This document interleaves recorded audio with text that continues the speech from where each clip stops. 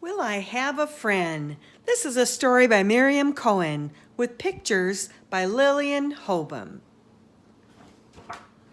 Will I have a friend?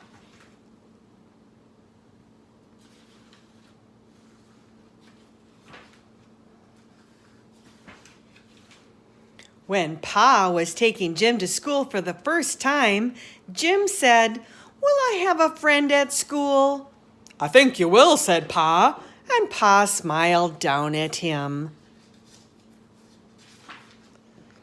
In the big schoolroom, Pa said, "Goodbye." Jim didn't say anything. He didn't want to say goodbye. "Come, Jim," the teacher said. All the boys were making noise and all the girls were laughing. Where was his friend? The teacher said, "Here is Bill. He is a rocket man." Bill said, "Arr!" and he rocketed off. Anna Maria walked by. She was pulling a wagon filled with blocks. Jim looked at them, and Anna Maria skipped away. Jim went over to a big table. There were lumps and humps of gray clay on it. The children were pulling and pinching, poking and patting the clay. They were making snakes, hills, holes, and a banana. Jim reached out and touched the clay. It was cool and wet. When he picked it up, it was heavy.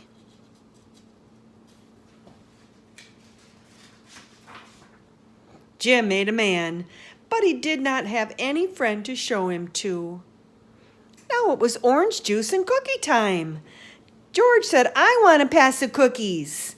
"Look," shouted Bill, "I bit the moon." "So did I," said Anna Maria. Jim thought of something to say. He said it to Joseph, but Joseph's mouth was full of cookies. He didn't answer. The pitcher was empty and juice time was over. Sarah was telling Margaret a secret. Jim looked at them. Where was his friend?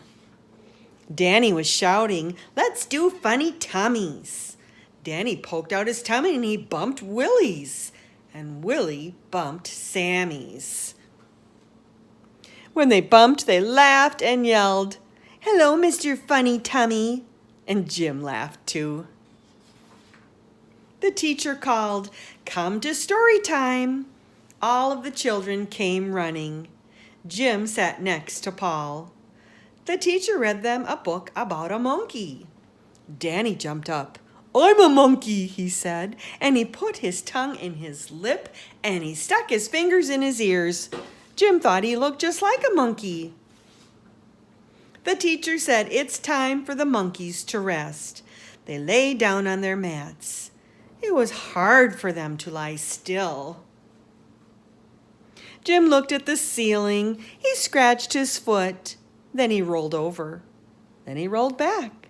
Someone was looking at him. It was Paul. He had something in his hand. When rest time was over, everybody got up. "Look what I have," said Paul. He showed Jim a tiny truck. Jim reached out and Paul put it in his hand. "The doors really work," said Paul. "I have a gas pump," said Jim, "and I'll bring it tomorrow." Anna Maria called, "Jim and Paul, don't you want to play?" "Okay, Jim," asked Paul.